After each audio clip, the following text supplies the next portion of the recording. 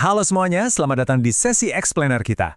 Hari ini kita bakal langsung bedah tuntas laporan tahunan 2025 dari Hapag-Lloyd. Kita tahu laporannya penuh banget dengan data, tapi santai saja. Kita sudah rangkum semuanya. Kita bakal lihat bagaimana salah satu raksasa maritim dunia ini mengatur strategi, menghadapi rintangan, dan pastinya mencetak pencapaian mereka. Langsung dari sumber aslinya. Nah, pertanyaan besarnya begini, gimana sih cara pemain top 5 global ini bisa tetap berlayar di tengah badai geopolitik tahun 2025, apalagi ditambah tarif angkut yang lagi terjun bebas? Ini bukan sekedar urusan memindahkan kotak kontainer dari titik A ke titik B ya, ini benar-benar sebuah masterclass tentang cara bertahan hidup di tengah guncangan ekonomi global yang jujur saja sangat ekstrim. Oke, biar gampang, ini peta jalan kita untuk hari ini. Pertama, kita akan bahas soal perairan global yang ganas. Terus kita masuk ke finansial dan cara mereka bertahan, lanjut ke keunggulan Gemini Corporation, strategi ekspansi 2030, dan terakhir, memetakan masa depan berkelanjutan. Sip, mari kita mulai. Bagian 1. Mengarungi perairan global yang ganas dan tantangan makroekonomi serta geopolitiknya. Sebelum kita ngomongin soal kesuksesan Hapag-Lloyd, kita wajib banget paham realitas keras di pasar global tahun 2025 yang jadi pijakan mereka. Tahun ini kondisinya penuh dengan rintangan eksternal yang di luar kendali mereka. Coba kita lihat daftarnya. Ada situasi keamanan yang memanas di Laut Merah yang bikin kapal-kapal harus memutar lebih jauh dan pastinya nguras bahan bakar. Belum lagi, ada kebijakan tarif baru dari Amerika Serikat yang bikin permintaan pasar naik turun nggak karuan. Terus, ada cuaca ekstrim dan kemacetan yang awet banget di pelabuhan-pelabuhan utama. Kondisi ini benar-benar bikin rantai pasokan dunia rawan tersendat. Lanjut ke bagian 2, finansial, bertahan menghadapi badai. Gimana sih dampak dari semua kekacauan tadi ke dompetnya Hapag-Lloyd? Nah ini dia, bagian yang lumayan bikin geleng-geleng kepala. Ada paradoks yang sangat menarik di sini. Secara operasional, mereka sebenarnya super sibuk dan sukses mengangkut lebih banyak barang. Volumenya naik 8% sampai tembus 13,5 juta TEU. Itu setara dengan 13,5 juta kontainer ukuran standar. Tapi, coba perhatikan laba operasi atau EBIT grup mereka. Angkanya malah merosot tajam, dari 2,6 miliar jadi cuma 1 miliar euro. Ibaratnya, kerjanya jauh lebih keras, tapi keuntungannya malah anjlok. Kok bisa? Jawabannya ada di tarif angkut. Margin keuntungan mereka benar-benar kegencet. Rata-rata tarif angkut turun drastis dari $1.492 AS per kontainer di tahun 2024 jadi cuma $1.376 AS di 2025. Jadi begini, pasar membayar lebih murah untuk jasa mereka.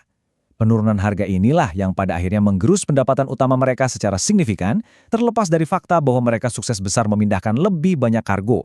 Masuk ke bagian 3, keunggulan Gemini Corporation sebagai kompas baru untuk keandalan. Menghadapi margin yang makin tipis tadi, mereka sadar kalau mereka butuh alat navigasi dan manuver strategis yang luar biasa masif. Dan ini dia, wujud dari manuver raksasa itu. Jaringan global Gemini Corporation yang diluncurkan bareng Maersk pada Februari 2025. Skalanya ini benar-benar masif, mencakup 57 layanan utama. Ini bisa dibilang semacam restrukturisasi total dari jalur logistik yang menghubungkan benua Amerika Utara, Eropa, dan Asia. Rahasia di balik ketangguhan sistem ini sebenarnya ada di inovasi model hub and spoke mereka. Jadi mereka memisahkan secara tegas antara jalur antar benua yang jarak jauh dengan layanan armada pengumpan atau feeder jarak pendek di tingkat regional. Nah, trik pemisahan strategis ini ternyata sukses besar memangkas waktu sandar kapal di pelabuhan dan mengurangi kerumitan operasional. Hasil akhirnya, sistem ini terbukti jago banget nyerap guncangan rantai pasokan dan mencatat angka keandalan jadwal sampai sekitar 90%. Angka segini ini benar-benar yang tertinggi di industrinya. Untuk ngasih gambaran seberapa krusialnya hal ini, CEO Rolf Habens Jansen bilang begini, Gemini menetapkan tolak ukur industri baru untuk keandalan jadwal. Di saat perusahaan kompetitor masih pusing berjuang melawan delay global, jaringan berstruktur baru ini malah ngasih Hapag-Lloyd sebuah kemenangan operasional yang sangat krusial bagi kelancaran bisnis pelanggan mereka. Kita geser ke bagian 4, strategi 2030 dan ekspansi, yang menyatukan konsep Pure Play Plus dengan merger dan akuisisi skala raksasa. Karena operasional yang stabil hari ini saja nggak cukup kan? Mereka menyebut pendekatan agresif ini sebagai Pure Play Plus. Langkah pertamanya, fokus konsolidasi di bisnis inti pengiriman kontainer mereka. Terus, bagian plusnya ini yang sangat menarik. Mereka secara aktif mencaplok infrastruktur fisik pelabuhan di darat, mulai dari akuisisi terminal di Prancis sampai bikin usaha patungan di Brazil. Tujuannya simpel, tapi ambisius. Menguasai jalur dari tengah laut sampai ke daratan, untuk mengamankan posisi mereka sebagai salah satu dari 5 besar global. Nah, untuk mengeksekusi ekspansi sebesar itu, butuh modal yang nggak main-main. Di tahun 2025 ini, poin krusialnya ada pada satu angka fantastis ini. 4,2 miliar dolar AS. Ya, 4,2 miliar dolar. Dana raksasa tadi adalah harga kesepakatan untuk mengakuisisi ZIM Integrated Shipping Services. Akuisisi besar-besaran ini bakal nyuntikin tambahan kapasitas lebih dari 3 juta TEU. Momen konsolidasi ini benar-benar strategis karena penyatuan kekuatan ini diproyeksikan bisa menghasilkan ratusan juta dolar dari sinerginya dan secara resmi mengunci posisi Hapag-Lloyd sebagai pemain terbesar kelima di lautan. Bagian kelima, memetakan masa depan berkelanjutan. Pertanyaan terbesarnya sekarang, dengan armada yang makin membengkak, gimana cara mereka nepatin janji soal kelestarian lingkungan? Perkenalkan, ini adalah Wilhelmshaven Express yang baru saja diresmikan. Kapal supermasif ini mampu membawa kapasitas 23.664 TEU. Coba bayangkan aja, itu setara dengan deretan truk kargo yang mengular tanpa putus sampai ratusan kilometer. Tapi revolusi sebenarnya ada di bawah dek. Kapal ini dilengkapi dengan sistem propulsi bahan bakar ganda canggih, yang artinya monster laut ini bisa berlayar menggunakan biometana dan e-metanol. Tentu saja, ini bukan cuma soal satu kapal unggulan. Metrik dekarbonisasi mereka sangat ketat dan agresif. Targetnya adalah memangkas sekitar sepertiga emisi absolut CO2 di tahun 2030.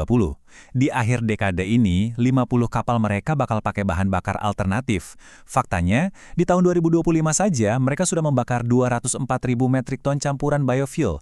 Semua manuver ekstra keras ini bermuara ke satu tujuan ambisius, mencapai operasi armada tanpa emisi atau net zero pada tahun 2045. Misi jangka panjang ini rasanya memang sudah tertanam kuat di visi mereka. Seperti yang ditekankan secara inspiratif oleh sang CEO Dr. Maximilian Rothkopf, mereka terus berkomitmen pada dekarbonisasi dan langkah ambisius buat nyampe armada net zero.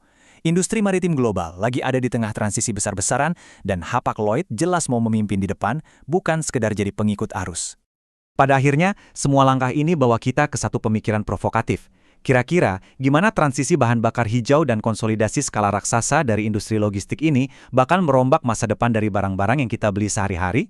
Mengingat kapal-kapal inilah yang jadi urat nadi utama rantai pasokan konsumen global, efek dominonya pasti bakal sampai ke keranjang belanja kita semua. Sesuatu yang sangat menarik buat direnungkan kan? Terima kasih banyak sudah ikut menganalisis dalam sesi Explainer mendalam kita kali ini.